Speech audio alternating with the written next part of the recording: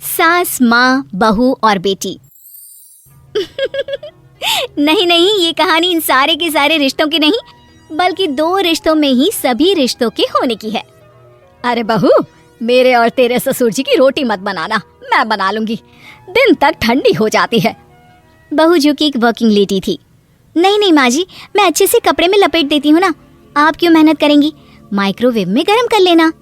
अरे नहीं बहू, मेहनत मत कर, वैसे भी ऑफिस में कम मेहनत होती है क्या, जा रहने दे। लेकिन बहू मानती नहीं, वो सास ससुर की रोटी बनाकर ही जाती है। दोपहर में खाने के वक्त ससुर जी कहते हैं, अरे बहू को रोटी बनाने के लिए क्यों मना कर दिया, क्या हो गया, ठंडा ही तो खाते आए हम लोग हमेशा से। अरे वो क्या है ना, सुबह ऑफिस जाती है, घर का सारा काम करने में वक्त लग जाता है, अरे थकती है वो अलग, तो मैंने सोचा बहाने से ही थोड़ा कम काम करवाऊं। ससुर मुस्कुरा रहे होते हैं। ये तो अच्छा है, बहू को समझना जरूरी है। वक्त बीत रहा था, घर में सब खुश थे कि एक दिन, माँ जी आप शाम को थोड़ा टहलने निकला करें, घर पर रह रहकर हड्डियां जाम होती है, पापा को भी ले जाया करिए, मैं वक्त पर तो आ जाती हूँ। बहू ठीक 5 बजे ऑफिस से घर आ जाती है। फिर चाय नाश्ता बनाकर सास ससुर के साथ बैठती, उन लोगों को सारा दिन का हाल बताती। रात को पति घर आता है। क्या बात है बेटा, ऑफिस से आकर कभी हम लोगों के साथ भी बैठा कर।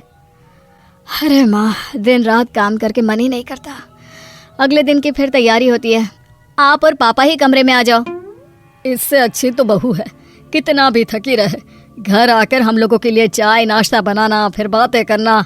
बहू ना होती तो हम बुढ़ा बुढ़िया तो बैठे ही रह जाते।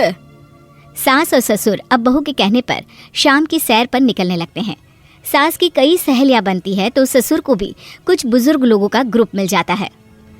कैसा रहा सहेलियों के साथ शाम का वक्त? हम लोगों ने तो भाई खूब योगा किया। अरे हम लोगों को गप्पों से फुर्सत ही नहीं होती। वैसे मिसेस मल्होत्रा आज बहू के बारे में कुछ बोल रही थी। तभी वहाँ ऑफिस से बहू आ जाती है जो जींस और टॉप में होती है। क्या बात है माँ, क्या कह रही थी आपकी सहेली आपकी बहू के लिए?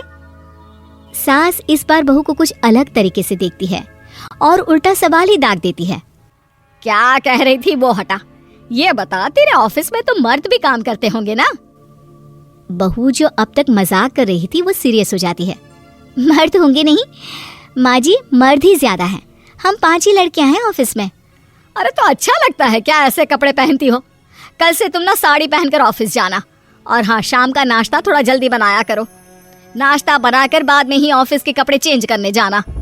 बहू को समझ में नहीं आता कि सास को हो क्या क्या है, लेकिन वो कुछ नहीं कहती, सीधे किचन में जाकर चाय नाश्ता बनाती है और सास ससुर को दे देती है। अगले रोज बहू ऑफिस के लिए तैयार होती है तो खूब सुंदर सी साड़ी पहनती है और ऑफिस के लिए निकलने से पहले सास और ससुर के पैर छूती है और निकल जाती है। क्या बात है, आज मेधा के ऑफिस में लग रहा है कोई फंक्शन है।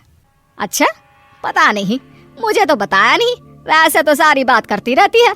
अरे देखा नहीं कैसे साड़ी पहनकर जा रही थी? अरे वो तो मैंने ही बोला है उसे। अरे अच्छा लगता है क्या रोज रोज ऐसे सूट या जींस में जाना?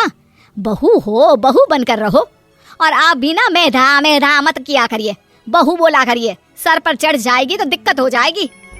सास अब बहू को बहू जैसा रखने लगती है, हर बात पर रोका टोकी, हर बात पर ताने। क्या बात है, आजकल लेट आ रही है ऑफिस से? अरे चाय के लिए भी देर हो जाती है, हम लोग फिर पार्क में भी देर से पहुंचते हैं। सभी की बहुएं वक्त से चाय नाश्ता करा देती है अपने सास ससुर को, बस एक तू ही है जो उस वक्त ऑफिस से निकलती है। माँ जी, वो एक रास्ता पुलिस वालों ने न जाने क्यों बंद कर रखा है, जिसके कारण ट्रैफिक ज्यादा हो जाता है। मैं कोशिश करूंगी कल वक्त से पहले निकल जाऊं। ससुर देख रहे होते हैं कि बहू अब परेशान सी रहने लगी है। एक रोज, मेधा, बेटी मेधा। जी पिताजी। बेटा देख जरा कौन सी टी शर्ट अच्छी लग रही है। वो क्या है ना, शाम को सब बदल बदल कर टी शर्ट पहनते हैं, मैं भी सोच रहा हूँ कि आज कुछ अच्छा सा पहन कर जाऊं। हाँ पिताजी, ये सही है, ये लाल वाली ना बहुत जचेगी आप पर, मेरे पापा पर भी डार्क रंग बहुत जचता है। क्या चल रहा है? अरे ससुर के सामने घूंघट तो छोड़ो, ऊपर से रंग बताया जा रहा है टी शर्ट का। अरे बहू, कोई संस्कार दिए नहीं है क्या तेरी माँ ने? बहू इस बार बहुत निराश हो जाती है, वो वहाँ से तुरंत अपने कमरे में चली जाती है। अब बहू घर का सारा काम करती, ऑफिस जाती, लेकिन साड़ी और सर पर पल्ला लेकर। एक बार पड़ोसन उनके घर आती है। वाह सुमित्रा बहन, बहू का तो रूप ही बदल दिया। ठीक किया, बहू बहू जैसी ही अच्छी लगती है। अच्छा चलती हूँ मैं। पड़ोसन के जाने के बाद सास बड़ी अकड़ के साथ कहती है, देखा मेरा कमाल, कैसे मैंने मेधा बहू को कंट्रोल में कर लिया। अब बारी ससुर के बोलने की थी। हाँ सुमित्रा, बिल्कुल ये काम तो किया है तुमने, लेकिन कभी सोचा क्या खो दिया? क्या खो दिया? मैंने तो कुछ नहीं खोया जी। खोया है, पहले बहू जब ऑफिस जाती तुम्हारे पैर छूकर तुम्हें गले लगाती, लेकिन अब सिर्फ पैर छूती है। हाँ जी, ये बात तो आप ठीक बोल रहे हैं। पहले घंटों हम लोगों से बात करती, कमरे में ना जाती, ऑफिस से आते ही खुद की चाय, खाना, नाश्ता सब हम लोगों के साथ करती, सारी बात बताती।